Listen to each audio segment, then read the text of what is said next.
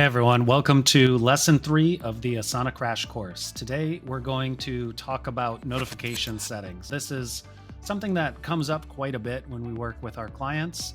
We thought we'd put this into the crash course because this is a super common problem. So in lesson 1, we talked about how to organize and manage my tasks. Lesson 2, we're talking about the inbox and how to manage and keep your inbox tidy. And in lesson 3, now how do we manage all the notifications that come in from the things that are happening that you might find in your inbox? So you want to come up to your avatar icon up here and then go to settings and then go to the notification tab.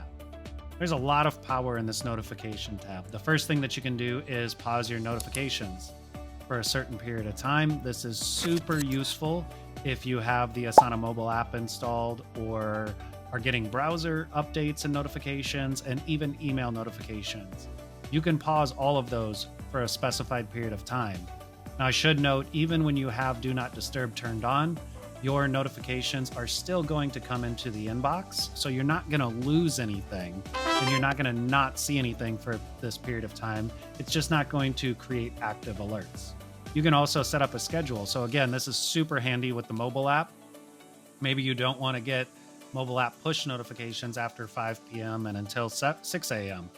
I really like this feature. Same thing with the weekends. Do you really want to get push notifications on the weekends? Sometimes you do, sometimes you don't, but you have the flexibility to set it up. Slack notifications, I would advise against this.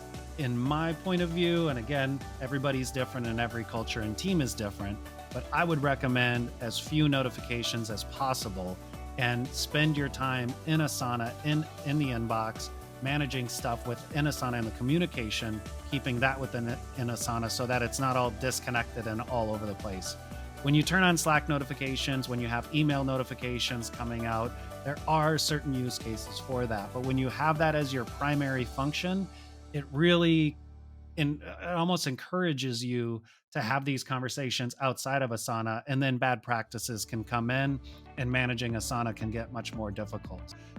I would say set up your Do Not Disturb, think about your mobile app and when you want to get push notifications. I would only have specific settings for Slack. I wouldn't worry about it in the beginning since this is a crash course. We're not even going to cover that. I would honestly turn all email notifications off. A majority of the time, what you find yourself doing is handling notifications in your Asana inbox, but then you go to your email inbox and delete all the things that you already have notifications. So you're just wasting time. So turn these off, live in Asana. Browser notifications, again, there's specific settings and cases where you'd want to have this. I would turn them off. Again, it's interruptive. It's not something that the typical user is going to really need. We can cover this in a much more advanced way in a different course, but for this crash course, turn all this stuff off. And then I would also turn off tasks added because most of the time, you as a regular user, you don't need to know every time a task is added. So I would turn this off. I would definitely keep messages and status updates on because that can be really helpful and really useful.